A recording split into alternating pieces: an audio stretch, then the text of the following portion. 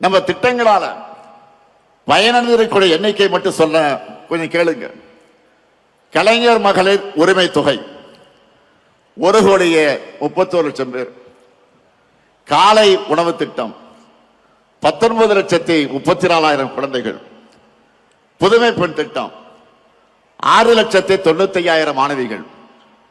தமிழ் புதல்வன் திட்டம் 5,40,000 மாணவர்கள். நான் முதல்வன் திட்டம் 49,90,000 பயிற்சி சான்றிதழ்கள். விடியல் பயணம் திட்டம் 910 கோடி பயணங்கள்.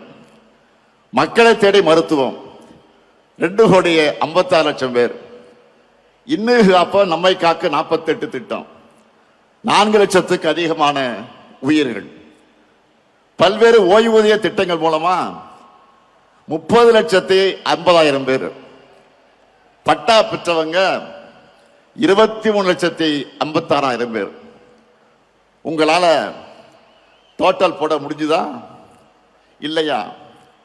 இன்னும் ஏராளமா இருக்கு, பெரிய லிஸ்டே இருக்கு. ஆனா அதையெல்லாம் நீங்க டோட்டல் போட்டு மக்கள் கிட்ட சொல்லணும். இப்ப தெரியுதா ஏன் நான் அடிக்கடி வெல்வோம் 200 வெல்வோம் 200 சொல்றேன்னு?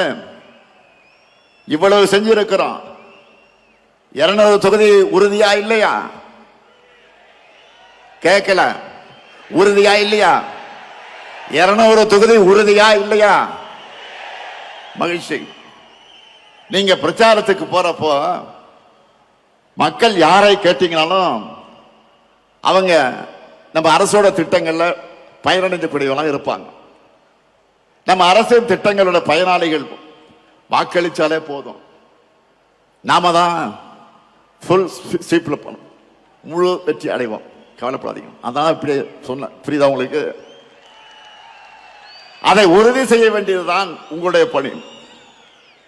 இதே திருச்சி சிறகனூர்ல 5 ஆண்டுகளுக்கு முன்னாடி நான் சொன்ன வாக்குறுதிகளை நிறைவேற்றி காட்டிட்டு இன்றைக்கு மக்கள் முன்னாடி தெம்பா நம்பிக்கையா நிக்கிறேன்.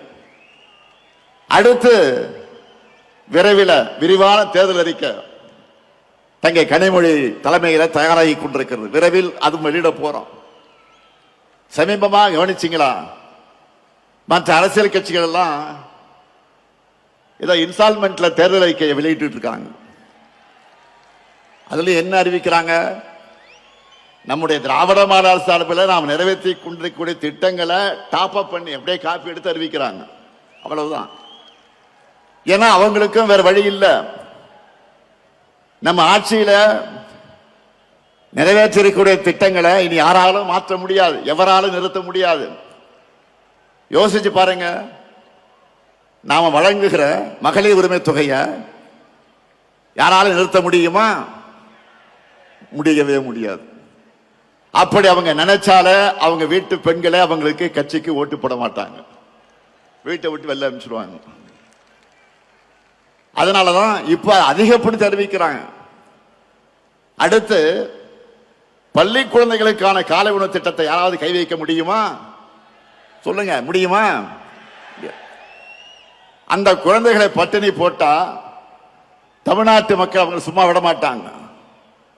அதே மாதிரி பெண்களுக்கான விடியல் பயண திட்டத்தை அவங்களால மாற்ற முடியுமா? முடியாது. இன்னும் இருக்கு. உயர்கல்விக்கு உறுதுணையா இருக்கிற புதுமை பெண் திட்டம், தமிழ் புதல்வன் திட்டம், நான் முதல்வன் திட்டம், இதையெல்லாம் தடுக்கவோ நிறுத்தவோ எந்த கட்சியாவது யோசிக்க முடியுமா? முடியாது.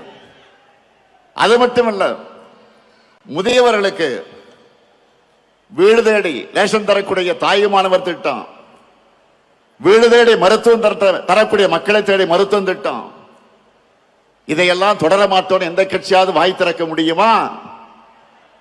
முடியுமா? சொல்லுங்க. இப்படி எவராலும் மாற்ற முடியாத திட்டங்கள் தான் இந்த முத்துவேல் கருணாநிதி ஸ்டாலினுடைய திட்டங்கள். அவங்களுக்கு தேர்தல் அறிக்கைக்கு கண்டென்ட் கொடுக்கிறத இந்த ஸ்டாலினுடைய திட்டங்கள் தான். அதனால்தான் உறுதியோடு சொல்றேன், இந்த திட்டங்கள் தமிழ்நாட்டில் இருக்கிற வரைக்கும் இந்த முத்துவேல் கருணாநிதி ஸ்டாலின் தான் தமிழ்நாட்டை ஆளுவான். நாம இவ்வளவையும் செஞ்சுட்டு மக்கள் கிட்ட வாக்கு கேட்கிறோம். ஆனா அதிமுக கூட்டணி சாரி அப்படி சொன்னா மோடி அமித்ஷாவும் கோச்சிப்பாங்க. என்டிஏ கூட்டணி சொல்லணும். கூட்டணிக்கு பேர் வைக்க கூட முடியாத நிலையில தான் இன்றைக்கு அதிமுக இருக்கு.